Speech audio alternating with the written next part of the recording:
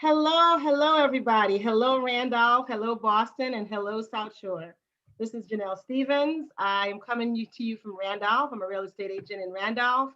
And as many of you know, I'm doing these interviews because there are so many different things that is happening in these communities. And I just thought it'd be so awesome. Part of what I wanted to do was just to highlight some of the things that are happening in Randolph, but as you know from our last interview that happened, um, Jeanette Chavellini, who is the executive director of the Chamber of Commerce, mentioned to you that we are now going to be connected with Stoughton. So I'm going to expand a little bit, and instead of just staying in Randolph, because we know different communities have great things to offer. So I wanted to expand a little bit into Stoughton. And this month, we're focusing on nonprofit, and I have a friend in Stoughton who has a great nonprofit, and I thought, what better way to start that relationship of the chamber coming together than to start with one of our, someone from the Stoughton area who has a great nonprofit. So I'd like to introduce to you my friend Annmarie. Tell me a little bit about who you are, so that people know who you are. Thank you, Janelle, and thank you so much for the opportunity. I'm Annmarie Laurent Richard. I am Caribbean American. I'm originally from the island of Dominica.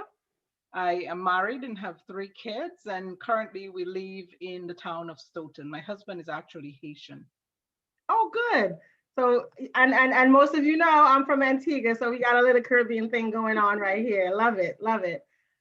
So, Annmarie, um, I've known you for years, and I know you have a heart and a passion for the community, and a heart and a passion for your country, and so that drives the things that you do. So you started an organization. Just tell me a little bit about the organization and tell me the name. I let you tell me the name of the organization. So talk to me about that. Absolutely. So, my organization, which is the Dominican Health and Education Initiative, or DAHEI, that's DAHEI, is a 501c3 nonprofit. It's based right here in Massachusetts. And the organization was founded out of my passion to give back to Dominica. Mhm. The mission of the organization is to really help build and enhance health and education on the island of Dominica. Um, and so we work with persons on the ground to try to understand where the needs are, where the Mhm. gaps are, and let that guide our efforts. That's awesome because a lot of times we got to learn to give back, and that's wonderful that you're doing that. So tell me about some of the things that you're doing to help support Dominica. I know some of the events that you've done, but I'd love for you to share and tell us more about some of the things that you've done and some of the things that you're planning on doing. Absolutely. So, as I said, we focus primarily in the areas of health and education. So, on the education side, we've done things like donated computers to some of the elementary schools on the island. We've donated up to 50 computers I and other, remember that. other school supplies. Um, One of the things we recently started is a scholarship program. We awarded Mhm. two scholarships to elementary school students going from elementary to high school, and also providing mentorship for those Nice. students to really ensure that they have success through their high Mhm. school careers. We're also communicating with some of the schools to try to develop some STEM related programs for the students in the elementary schools. On the health side, we work in particular in the oncology space. Mhm. Um, we have provided some training for some of the nurses in the oncology unit. One of the big projects we're looking forward to and we're trying to raise funds for right now is a mobile mammogram unit Mm. to really meet That's needed. where they are in the villages and help to enhance early screening for breast cancer in particular and some of the other cancers. So this is some of the work we're doing. We're working and speaking with as I said, with the folks on the ground, some of the physicians on the ground, and really understanding again where the needs are, right? And trying to meet those needs. One of the things that I know that, sometimes, being from the Caribbean myself, when I came here, I told someone I just realized that I was living in a third world country because we were happy and didn't realize that we were missing anything. Exactly. So sometimes it's great if there were things here that are no longer needed. And I know when I was working with you with the computers, I know that was something that Pfizer had done and donated, and that was awesome. And so you're talking about the screening, the machines, and stuff like that. And even though, and I don't know if this is what you're doing, so I'm just asking the question: are they utilizing some of the screening computers, the machines that they have, that maybe they're like, okay, we're moving on to newer machines, and maybe some of those machines that they used to use that can be donated to Dominica? Is that some of what they're doing? That's an excellent idea and something we should look into. So we were looking at purchasing a mammogram unit that would actually be built and Mm, built on an automobile that, that is good for the island, for example, right? Some of the vans that are being used in the island, but mm. certainly, that's an excellent idea, and we should sort of consult with some of the medical facilities here and see if they have equipment that are still in good condition. But if they're updating, those might be Updating. equipment. That's a very good point. Well, you did that with the computer, so I Right. was just wondering if that was more along the lines, because and I know you had mentioned to me that this is something that um, some of the people that you're using to teach are maybe retired. Hmm. So that gives them an opportunity. I love that idea you had said, that gives them an opportunity to be able to go back, whether it be Dominica or another island, to be like on vacation while they're helping, Exactly. being in a tropical place. So gives them that second purpose to be able to do something. And I think that's great that you're giving them that avenue. Hmm. All right. So um where do you see your organization going within the next 5 years? Do you feel like you want to expand? Are you just, tell me a little bit more about what it is that you guys see yourself doing in the next 5 years, 5 to 10 years. Sure. Sure. Mm-hmm. So we've been primarily working again to aid Dominica. Mm-hmm. But certainly, for example, our board has expanded. We have persons on our board from St. Lucia, for example, and some Mm-hmm. of the other islands. And so, certainly in some of the activities that we've been doing recently, we've sort of pulled in some of the other islands. Good. Last year, we did a poetry day with a Dominican poet, but we had students call in from Dominica and from St. Lucia and some of the other islands. And so I would say in the next few years, I think one of the things we're looking forward to is expanding our efforts to bring in some of the other islands, in particular, some of the other Eastern Caribbean islands, right? Really trying to understand again from people on the ground where the needs are, and ensuring that we work with the other islands. One of the other things is, really partnering more with organizations up here and Mm-hmm. across the world, because now with all of the technology, I think Mm-hmm. it's certainly feasible to sort of tap into talent across the world, right? You have diasporans all around the All world around, with yes. different expertise, with different skills and networks. Mm-hmm. And so really being able to leverage those sorts of expertise from Caribbean diaspora across the world and try to aid all of our islands in terms of building capacity, really changing the way kids learn, the way healthcare is provided, the way we share best practices across the islands, right? Mm-hmm. And so really expanding again to encompass more islands and really try to build capacity across the Caribbean to be self-sufficient. I think this is So critical now, in particular with COVID.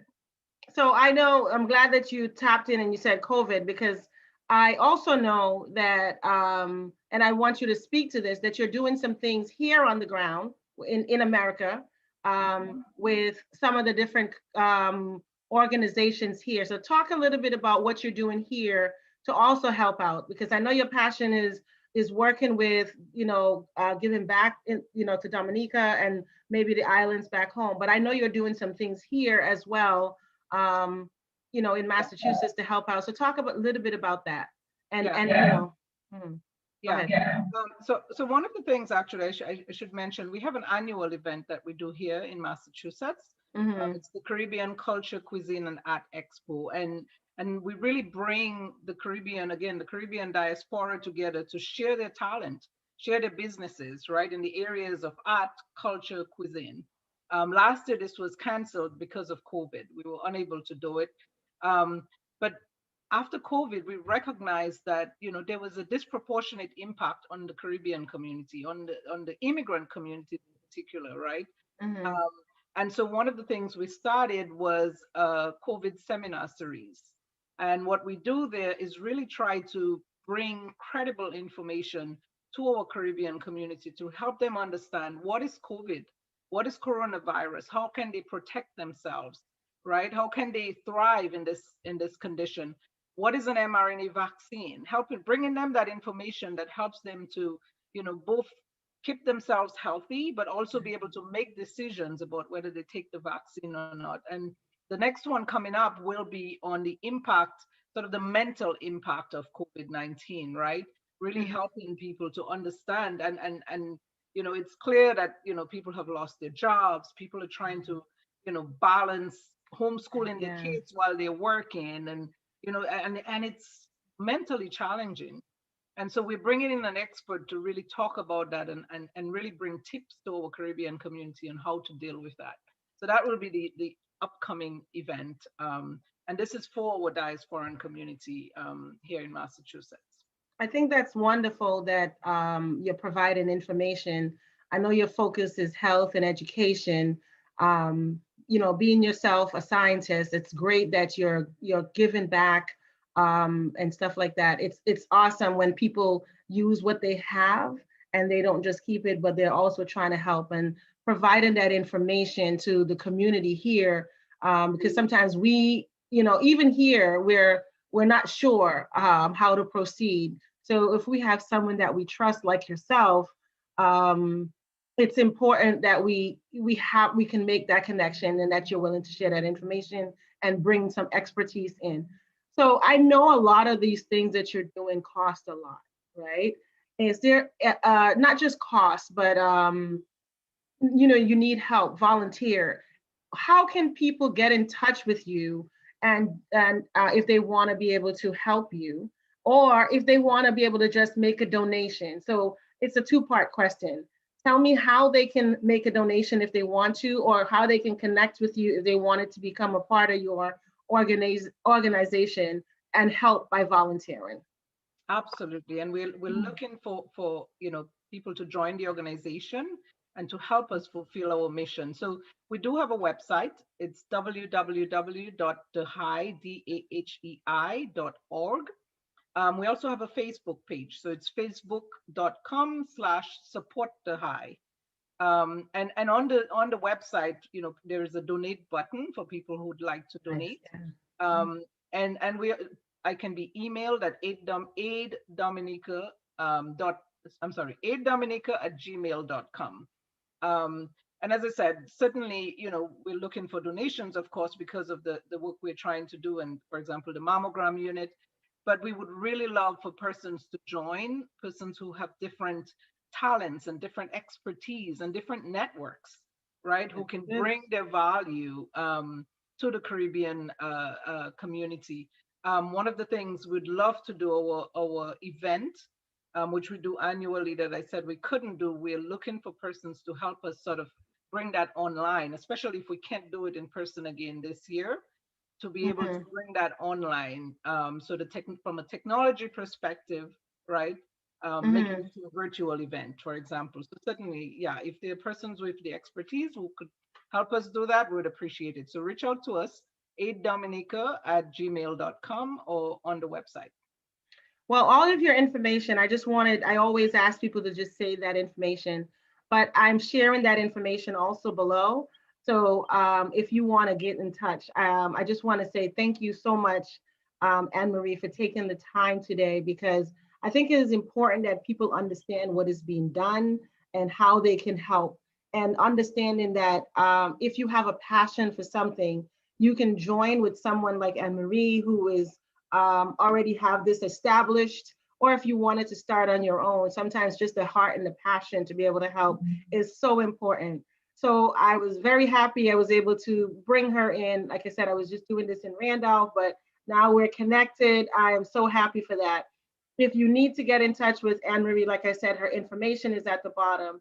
If you're unable, because I know sometimes we are so busy and you just want to make a donation, go to her, her website and try to help out, because we have to help each other. We have to stay connected, and that's why this month my focus is going to be on nonprofits that are doing some great things in our community. So, Annmarie, I thank you so much for taking the time. Is there anything else that before we end, I know you have an event, you mentioned it, but can you just give some more information about the event that you have coming up?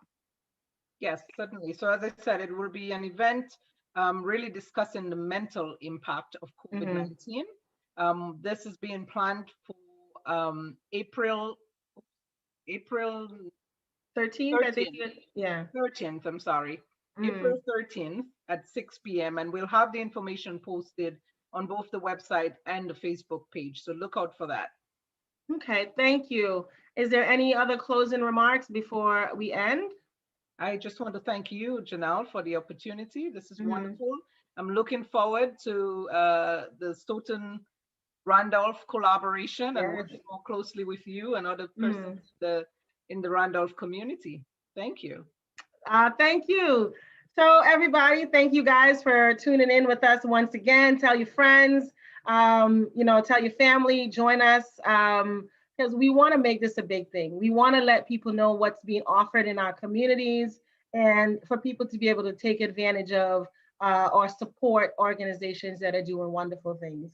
And again, I end by saying, if anyone needs a great real estate agent, here I am. All right. Thank you very much and have a great day.